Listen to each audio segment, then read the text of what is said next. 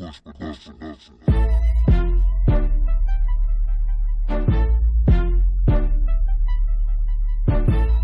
what up, though? It's your man, DJ iCENTRIC, coming to y'all with a very special edition of the Realest Spit. Shout out to my man, V. Smith.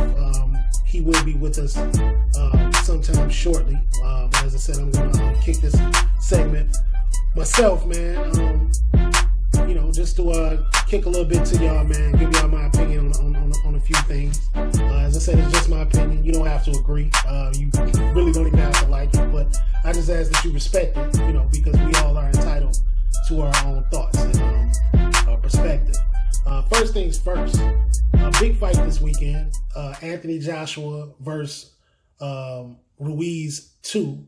Andy Ruiz II. I'm sorry, Anthony Joshua versus Andy Ruiz II.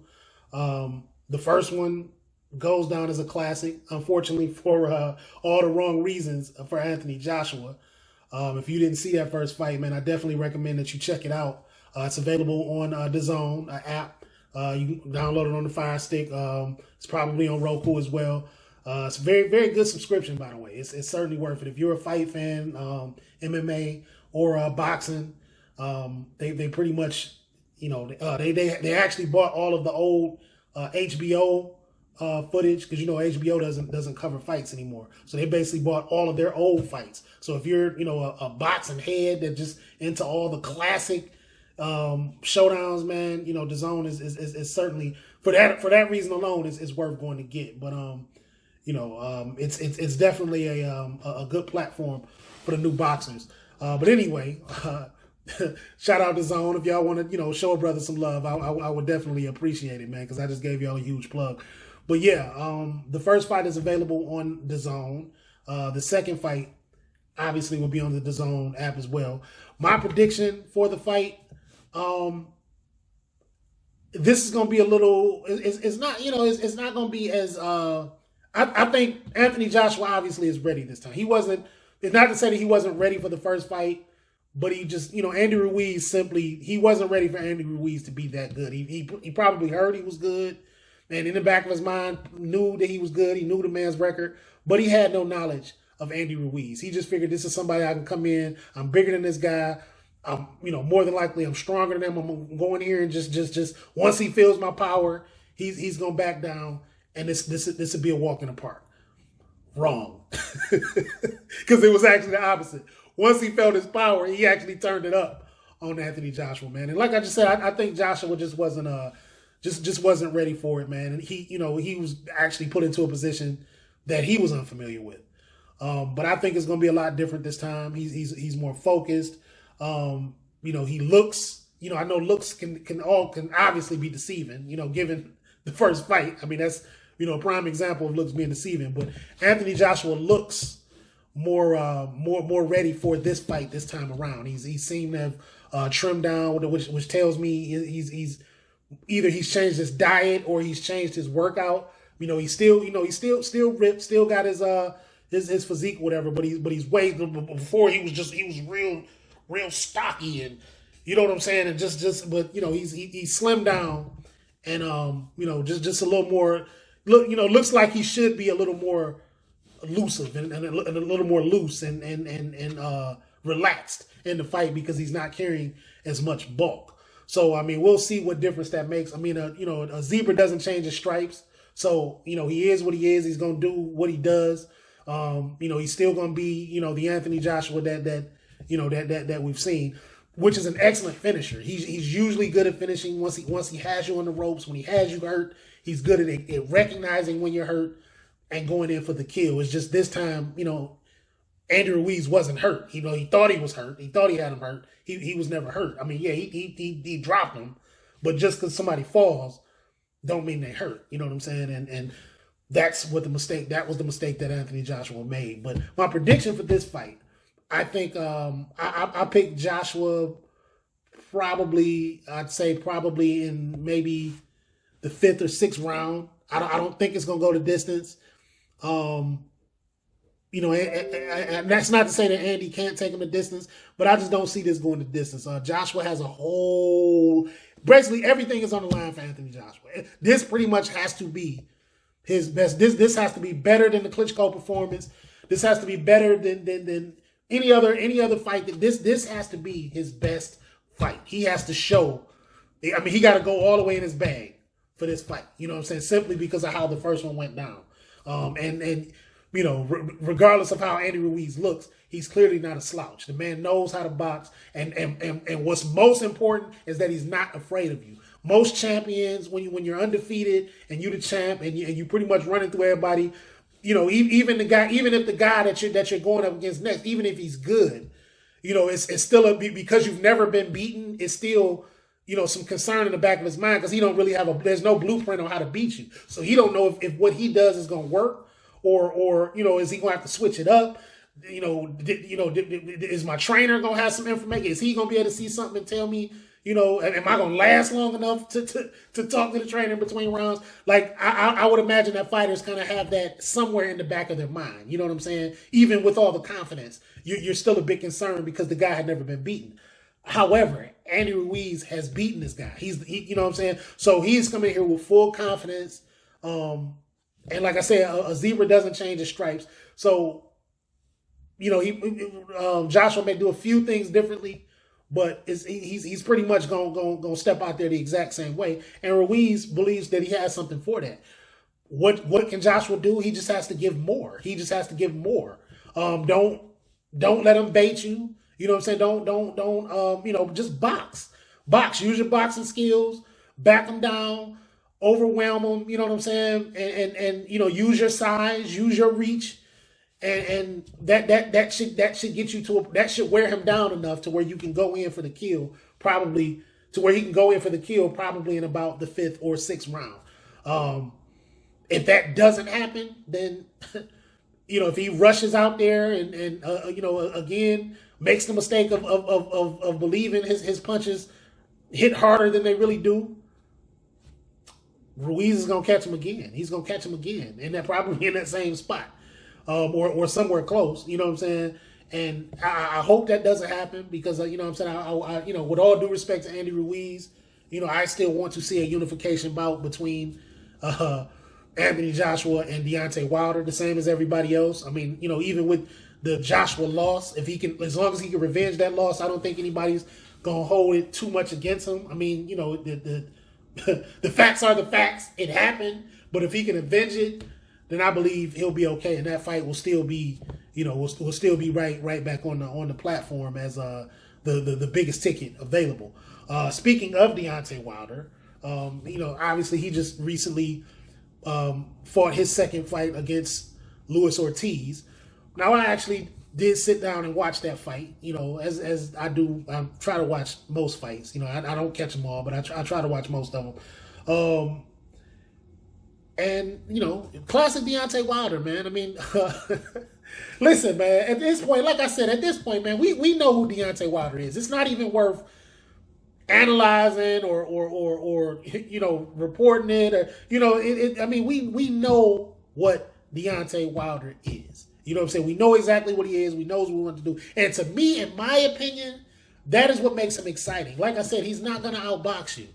You know what I'm saying? He's not going, you know what I'm saying? He's not going to dance or move around because he just simply can't afford to do that. He has to come at you. He has to hit you. He has to hit you hard. And you know what I'm saying? He got to knock you out. You know what I'm saying? If you take him the distance, then you're likely going to win the fight. You know what I'm saying? We all know that the man, like I said, he doesn't have the repetitive skills, you know, that you know you would like for your favorite boxer to have, for your champion to have. But guess what? In the heavyweight division, that really doesn't matter. It really doesn't matter. Sure, it helps. You know what I'm saying? Obviously, you want to know as much as you can and be able to do as much as possible. But, you know, only in the lower divisions, only in the welterweights and the middleweights, and, you know, maybe even the light heavyweights does, you know, the quote-unquote traditional, you know, rules and skills of boxing matter. Heavyweights, it's always been about power. You know what I'm saying? When I hit this guy, I'm going to hurt him. You know what I'm saying? And that's all that matters. Dude can come out there dancing and prancing and ducking and dodging. Once you land him real good in the chest, real good in that body or on that jaw or somewhere like that, that changes the whole dynamic of the fight. And that's the way it's always been with the heavyweight division. You know what I'm saying? So that said, Wilder kind of, he's right where he needs to be. You know what I'm saying? If he was in a lower division, obviously he wouldn't be. I think his career would have been over 3 years ago. You know what I'm saying? But because he's a heavyweight, and heavyweight is just simply about power and you know what I'm saying, and hitting guys and making them feel it. Breaking shit when you hit it. That's what the heavyweight division is about. And that's what he has. You know what I'm saying? And that's why the man is in the record books. Like it or not, the man he's in the record books. You know what I'm saying? He has a 95% knockout rating. He's 43-0-1. You know what I'm saying? That's, for a guy as limited as he is, you got to take your hat off to that, man. You got to take your hat off to that. And you have to acknowledge that, here's a guy that knows what his limitations are. He knows what he got to do, and he goes out there and gets it done. One day, obviously, he's gonna lose. Somebody's gonna pull him the distance. Somebody's gonna outlast him, and yes, that person will likely win the fight. It might even be the next fight. Maybe this Tyson Fury too. That might be it. That might be Wilder's first L. Who knows? You know what I'm saying? But here's the thing: when he loses, it won't be a shock. It won't even be a heartbreaker because we already know when he loses, before he even loses, we already know why he lost. You know what I'm saying? We already know why he lost. Like I said, he's not going to outbox anybody. Anybody that can box, that knows how to stick and stay back, you'll beat Deontay Wilder. If you can stay away from his right hand and not let him get you in a corner or not get too close or don't get too cocky to where you start moving too close to him in the later rounds because you win in the fight. If you smart enough not to do that, then you'll beat Deontay Wilder. Now Tyson Fury, that said, Tyson Fury is probably the only one smart enough to do that. He almost did it the first time, but like I said, he got cocky and knew he was up in the fight, knew he was winning, and said, "Man, I don't think this dude can hurt me. What's the worst that can happen?" And pop, boom. He felt the worst that could happen. You know what I'm saying? Now, Fury appears to be a very smart man. I don't think he's going to make that mistake again. So that makes this a very dangerous fight for Deontay Wilder for that reason alone. Because we see how skilled Fury is. He appears to be smart. So I don't think he's going to make the same mistake twice. Wilder is he's going to have to be something else. He's going to have to box. I'm not saying he got to become Muhammad Ali overnight or Lennox Lewis overnight. Obviously that's impossible at this point, but he's going to have to be better. He's going to have to be better than he was the first time. He's even going to have to be better than he was against Luis Ortiz to beat Fury, in this second fight. So I'm looking forward to it. They say that one's coming to us sometime in February. I'll get back to y'all later on a prediction for that. But everything I just said stands. I mean, if he don't go into his bag, if he don't get some kind of two-step, some kind of jab, two-step, jab, two-step, and to where he can score, and at that point force Fury to have to take some risks, have to come in close and have to take risks. If he don't do that, then he it's a good chance that might be his first loss. But like I said, we're not going to talk about that right now. We're not going to get down on that right now. Right now, Deontay Wilder is still the reigning WBC champion. He's still undefeated. And that's that. Moving on to the NBA, man. Some pretty big moments this week in the NBA. Lakers are now 19-3 and ahead of the Western Conference. Milwaukee Bucks are at 19-3 at this point and ahead of the Eastern Conference. The East and West, man. Listen. This is where I wanted to go with this. It is officially time, man, and I get it. Listen, the West Coast has always been the sexy coast. That's always been California. It's always been Phoenix and all the warm and beautiful places and Texas and all, so I get it. It's always been everybody's favorite conference from that standpoint. And then, everybody decided in the early 2000s that, man, I'd rather be over there. I'd rather be in California. I'd rather be in Texas. I'd rather be in Phoenix and just the hot climate states. If I got a choice, I'd rather be over there. And so for that reason, the West Coast just got loaded, man. Everybody just loaded up on the West Coast. And for a long time, the league was like this. It was lopsided. It was only about maybe, if we were lucky, maybe 3 respectable teams in the East, and everybody else was in the West. And so for that reason, we all, the fact was, yes, the Eastern Conference was miserable conference. It was a dormant conference. Clearly, the Western Conference was the better conference. It had the better teams. Thus, whoever was winning the West, whoever came out of the West, likely was going to be stronger for that reason. And thus that was always going to be the better team. The West Coast was always the favorite. But now, to anybody that's paying attention, you notice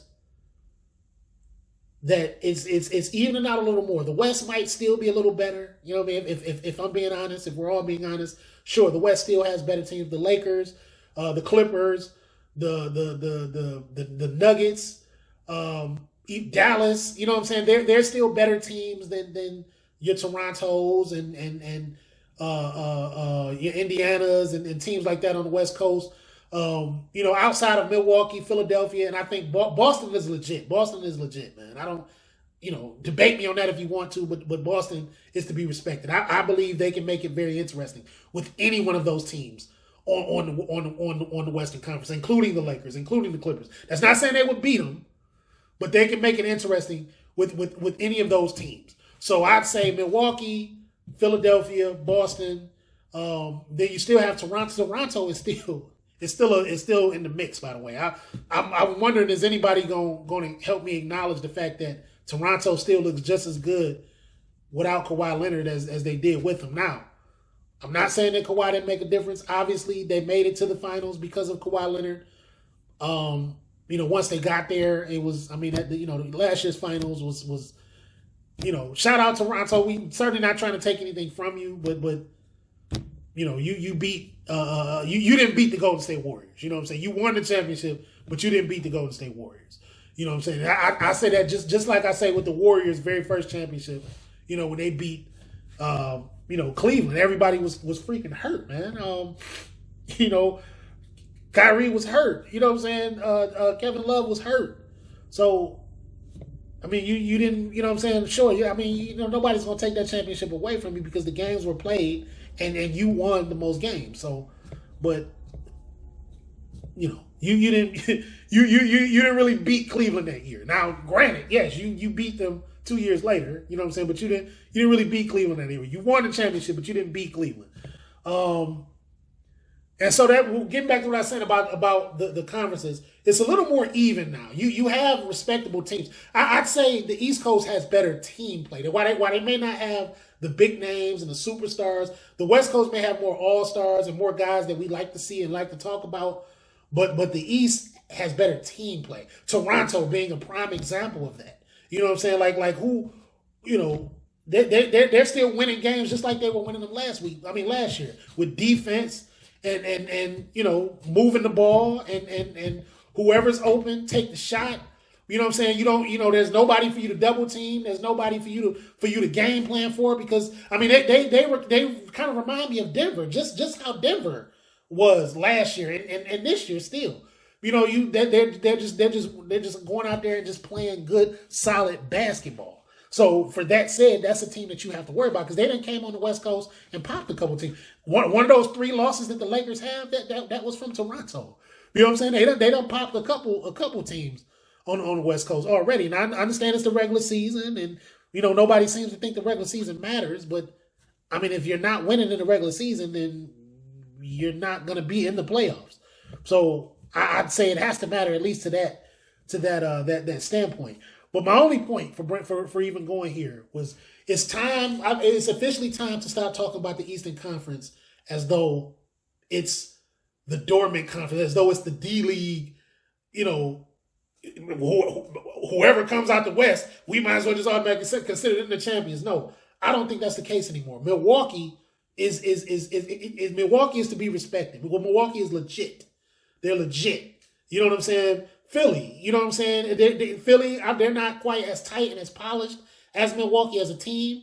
But if they ever do get to that point, if they tighten those screws, I believe they'll be better than Milwaukee because they actually have supreme talent. They have Joel Embiid. You know what I'm saying? Ben Simmons, you know, I believe, my personal opinion, I see the talent. I see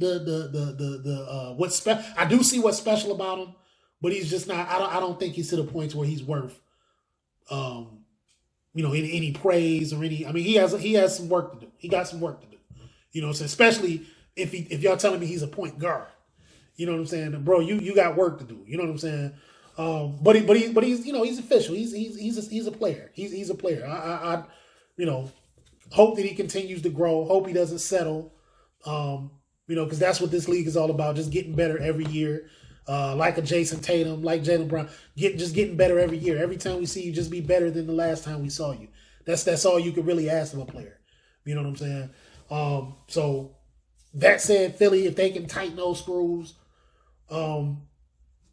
they stand a very, very good chance of coming out the East. Them, Milwaukee, Boston, I guess could. I don't think they will, but they could. And I'm just saying all this to say that the East is in the house. Like the song you say, when the East is in the house, oh my God. The East is in the house, man. So, it's interesting now. You know what I'm saying? The parity has been restored into the league. It's not just the Western Conference and those three other teams. It is a full NBA now. You know what I'm saying? And to those that aren't paying attention, these games are interesting. The regular season is interesting. You know what I'm saying? I understand the whole load management thing sucks, and it appears that most teams are realizing that most players, are realizing how much that sucks, and they're really trying to stay away from that. Kawhi Leonard, my concern is, listen, he is exactly what we said he was on both sides of the court. I mean, he's a monster, but I'm gonna say it one more time, and I'm gonna leave it alone. If the game plan is that, okay, we're you're not gonna play but 60 games. Everybody else playing 80, 82 games, 79 games, and you say, well, we ain't playing him but 66 games. We gonna make sure that he's at full strength when everybody else, that's whack to me, dog. That's whack. That's whack. You know what I'm saying? You know what I'm saying? You want to? Doc Rivers had the nerve to compare this man to Michael Jordan. Michael Jordan didn't load manage, and please don't worry about me praising Michael Jordan, because I'm not. Everybody that knows me, I don't wave the Michael Jordan flag ever. But I'm just speaking facts. I'm never going to ignore facts. You know what I'm saying? Michael Jordan never load managed. He didn't sit out when they played the Clippers. He didn't sit out when they played the Nuggets and all the other teams that were, or the Kings and all the other teams that were weak at that particular time when the Bulls were on the top of the league. He played every single night, and he gave you Michael Jordan every single night. He gave the players, he gave the other team an opportunity to beat him. You know what I'm saying? He gave the fans an opportunity to see him. You know what I'm saying? Every night. And if I don't appreciate nothing else about Michael Jordan, I am going to show appreciation for that. He never was not Michael Jordan. You know what I'm saying? And so, with the load management thing, I mean, if we're talking about greats and greatest and best in the world and best in the league, we have to take that into account. You know what I'm saying? We only reason, and I'll go back again to what Jalen Rose said, the only reason the load management is even a thing, the fans have to take partial blame for that, because we started discrediting the regular season. And part of that was because, like I said, the lopsidedness of the league. The West was so much better than the East. West, what I'm saying? Like you knew, like, most of those games against the East Coast didn't really matter. And so I think that's kind of really what kind of brought everybody to the notion of, man, this, let's hurry up and get through the season, man. And who cares about the season? Who cares about the standings? As long as you make the playoffs, as long as they're in there, my team gonna win it as long as they in there. Just win enough games to get in there. Don't nothing else matter. And the only thing that matters is who's holding the trophy at the end of the week. While that matters most, it is not the only thing that matters.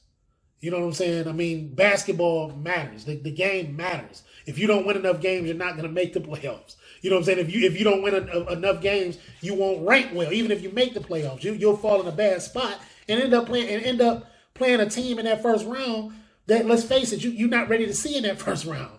You know what I'm saying? If you're Houston, you don't want to see the Lakers in that first round.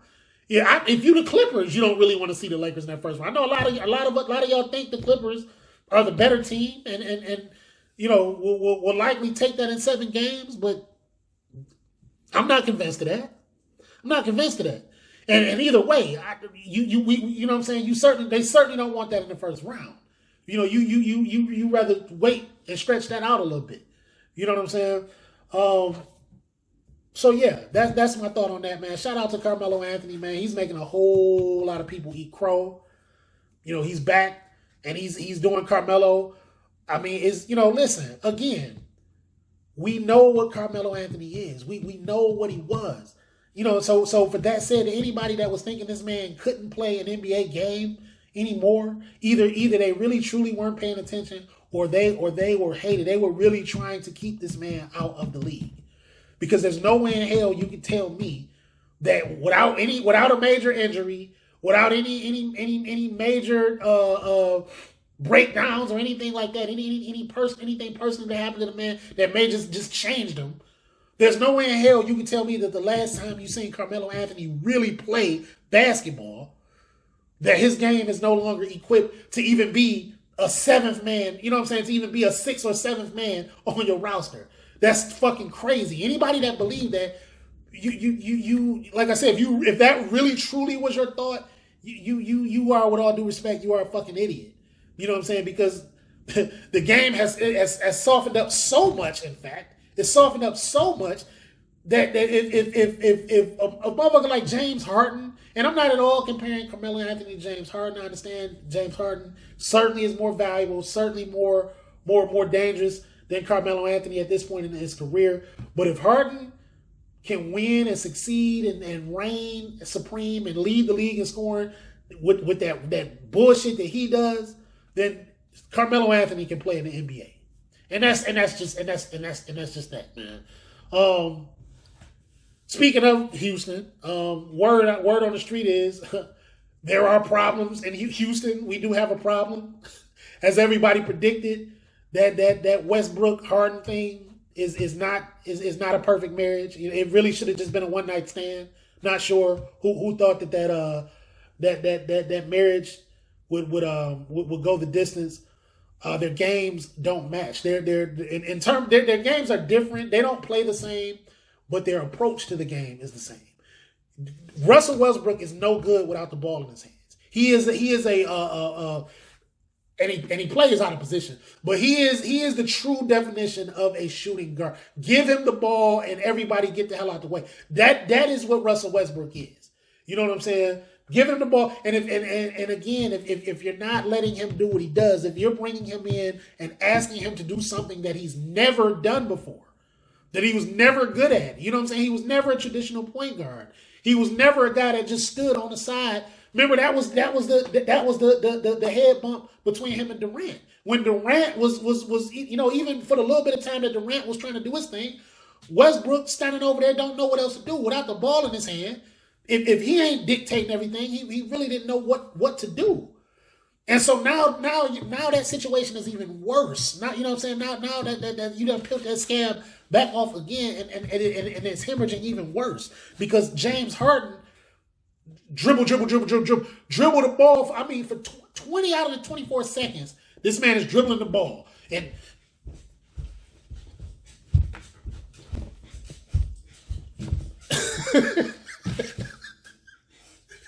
out of the 24 seconds.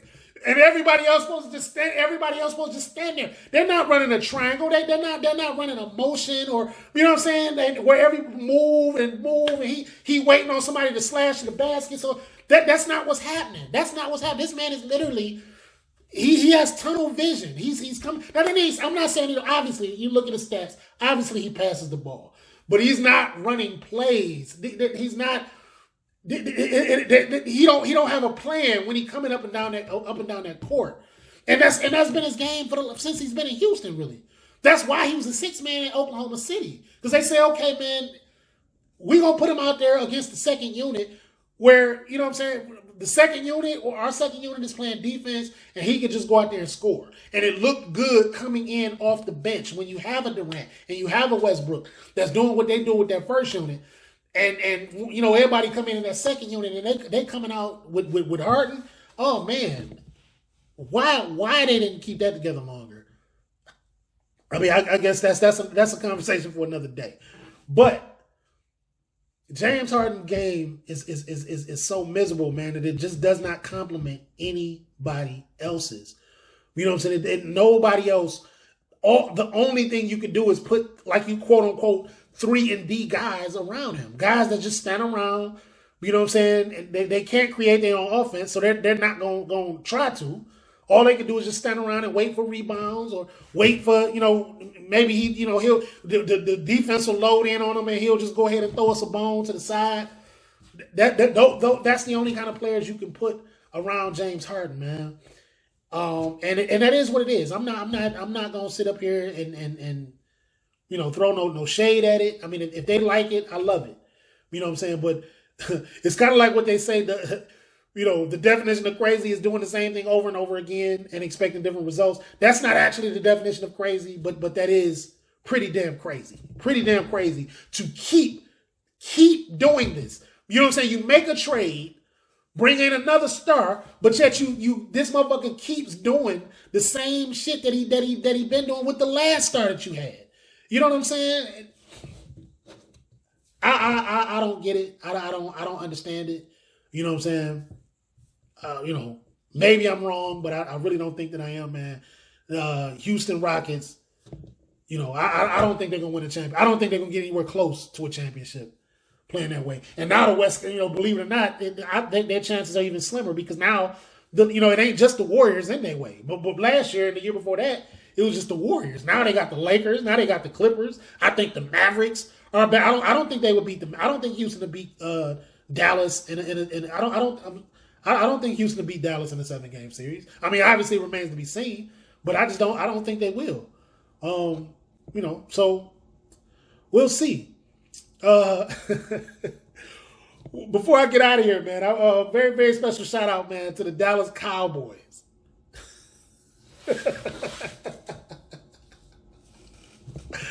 You know what? I'm not gonna go too hard on the Cowboys, man. I'm not gonna go too hard on the Cowboys, man, because I don't really have a problem with the Cowboys.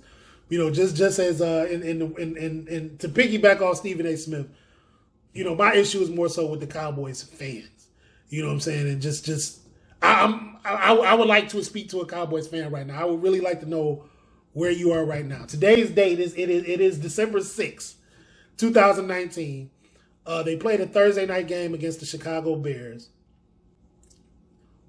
And it didn't go well at all. The final score was 31-24. Chicago. Mitchell Trubisky, I think, threw for Mitchell Trubisky. Shout out to Mitchell Trubisky, because we was on his ass a couple episodes ago. And the man, you know, he's been, you know, he done been cold. He done got his heart done got cold over the last couple weeks. But he hit Dallas up for 4 touchdowns. I think he ran one in. He balled out. He balled out. He balled out. You know what I'm saying? If you told me that really wasn't him, that was somebody else wearing a Mitchell Trubisky jersey, I believe, because he looked completely different. And just this game, now the last couple of weeks, he's looked better than you know, early in the season. But last night, I don't know what it was, but I don't know what he's seen that you know made him so happy, man. But he lit the Cowboys up, man. And the game wasn't as close as the score was. They looked very bad. They looked unprepared, which is a coaching issue. They looked uninspired, which is a coaching issue. They looked they just I don't. It's like they were just waiting on Chicago to make a mistake. It's like they've, But I don't. How Dallas? You've never been that team. You don't capitalize off mistakes. So, these are all coaching issues. Now, I don't call for anybody to be fired, man. I'm man to man. You know what I'm saying? Every man. I just wouldn't do that. I mean, it is what it is. If you're gonna fire him, fire him. If he ain't the man for the job, he ain't the man for the job. But I'm not one that would call for another man's position. I will just state the facts and just say that Jason Garrett has lost. He's lost. This team no longer has confidence in Jason Garrett. The players they might like him. You know what I'm saying? I'm sure you'll pull any of them to the side. They tell you he's a sweet guy, sweet man. But in terms of his coaching, they don't. He doesn't light a fire under them anymore. When it comes to coaching, the team needs to either fear you, respect you, or both. They don't fear Jason Garrett. They don't fear him. You know what I'm saying? They know that at the end of the day, he don't even make the final decision. As a coach, in the coaching decision, he don't even have the final word. You know what I'm saying? So, he's lost that locker room. The Dallas Cowboys are a much better team than 6-7. They're certainly, a much better team than a team that loses to every other good team they play. They're better than that, man. They this season should be going a whole lot better for the Cowboys than that, man. And I'm obviously not a Cowboys fan, but some changes got to be made. The players are in place. You know what I'm saying? Ezekiel Elliott. I mean, we know what happens to running backs. We know what happens to running backs in the NFL, man. 5-6 years tops, and they're no good anymore. You know what I'm saying? Dak Prescott. Is he great? No, I wouldn't call him great, but he is very, very good. How long do you think that's gonna last? How long is he gonna be before defenses figure him all the way out? And even that little bit that he does it's not gonna be able to cut it anymore. I'm saying all this to say that the window of opportunity is very, very, very, very, very, very short. Very small, I mean. Not short, but small. Short too, I guess. But that window of opportunity is limited, man. And this was a wasted season. It's sad to say, man. The only thing I hate more than to see my team not win is to see other teams that should be doing better look bad. You know what I'm saying? And so that's all I say about that, man. And just staying on the topic of football. That said, speaking of disappointments. Again, like I said, I don't call for people's jobs. It's not up to me to say whether somebody should keep their job or somebody should be replaced. But Jim Harbaugh in Michigan, I mean, you know what I'm saying? I heard somebody say, well, man, it's not like Michigan is a powerhouse. It's not like they're a favorite. It's not like anybody was expecting them. I beg to differ. The only reason Jim Harbaugh was hired, and I'm going out on a limb with this. Obviously, I don't have the facts, but I'm just using common sense. I'm taking the facts that I have, the information that I have gathered, and this is more so just common sense rather than actual fact. The only reason Jim Harbaugh was brought in was to win those big games, to beat Ohio State, to win those you know what I'm saying, the years when Penn State, the Wisconsins, the years when those teams are good, when those teams are looking you in your face and saying Michigan and taking it to them. You know what I'm saying? That's why Jim Harbaugh was brought in. And the fact that he's not doing that, it's like, why, man? Why? You know what I'm saying? Why? You know what I'm saying? Why do you have your job? Why not give that job to somebody that may have, that may have something to actually give the team, that could actually say to the team, hey, yo, this is what we can do. Something's going wrong. Something's going wrong in that process. Either it's recruiting or you're not coaching them up once you get them recruited. I don't know what it is. I don't, you know what I'm saying? But something is going wrong with that. But like I said, I'm not gonna hold y'all up too much longer, man. I am your man DJ iCENTRIC. As I said, this was a very special edition of the Realest Spit. Holla back, man. Peace.